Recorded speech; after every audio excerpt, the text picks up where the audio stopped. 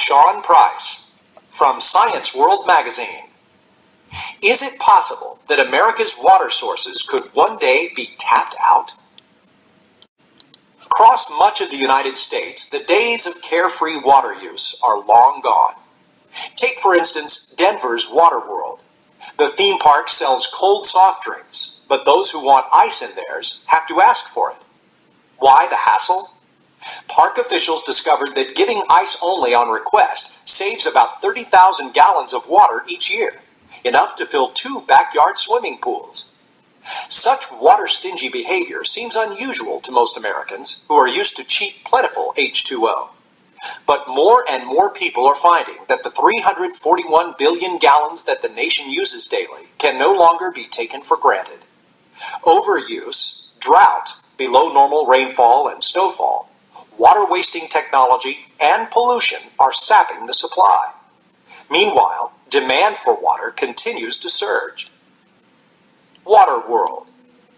How could a liquid that covers 2/3 of Earth be in short supply?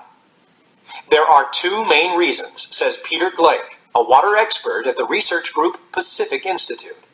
First, 97% of the world's water is salt water, useless for drinking or nurturing crops unless expensive desalination techniques are used to purify it. Second, much of the remaining fresh water is either in an unusable form, like glaciers, or unevenly distributed due to geography and climate, average weather in an area over time.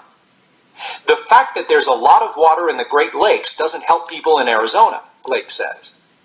Today, rivers, lakes, and underground aquifers, rocks that contain water, are equipped to supply fresh water to the country's 295 million people. But the population is expected to double by about the 2080s. As populations grow, you're going to run into a limit to your resources, says Steve Vandus, a hydrologist with the U.S. Geological Survey. Sustaining supplies. To keep up with demand, U.S. waterways must stay clean. Just decades ago, waterways were so polluted with chemicals that one actually caught on fire. Thanks to tough anti-pollution laws like the Clean Water Act of 1972, many factories stopped treating rivers and lakes like garbage dumps. Robbie Savage, president of World Water Monitoring Day, says some of the most pervasive pollution now comes from household chemicals such as oil and pesticides. Reducing household pollutants can help, but we also need to use less water, says Glake. We can grow food, get rid of waste, and run factories with less water without harming our quality of life, he says. We're not always using the smartest tools to do the job. We still waste tremendous amounts of water. Read on to learn what's tapping your freshwater supply. Potent pollution. Water pollution threats come from many sources, including animal manure and chemicals. For instance, underground gasoline tanks have been leaking methyl tertiary butyl ether, MTBE, into groundwater in 49 states. MTBE makes gasoline burn cleaner, but it can cause cancer when consumed. Additionally, chemicals such as nitrogen and phosphorus found in fertilizers and factory pollution regularly wash into the Mississippi River. The pollutants deprive fish of oxygen. The result? A 7,000 square mile dead zone around the river's mouth. High and dry. Explosive population growth around Atlanta, Georgia is outstripping the water supply in the southeast. This has triggered a legal fight among 3 states. Georgia wants to pump more water from the Chattahoochee River. 2 downstream states, Alabama and Florida, argue that the extra water removal will leave them high and dry. Water hazard. Burning fossil fuels such as coal and oil emits air pollutants. U.S. autos produce 8.2 million tons of nitrogen oxide a year. This, along with sulfur dioxide and other pollutants, makes acid rain. Precipitation, rain, snow, hail, or sleet, mixes with the poisons and slowly kills plants and fish. Warm warnings.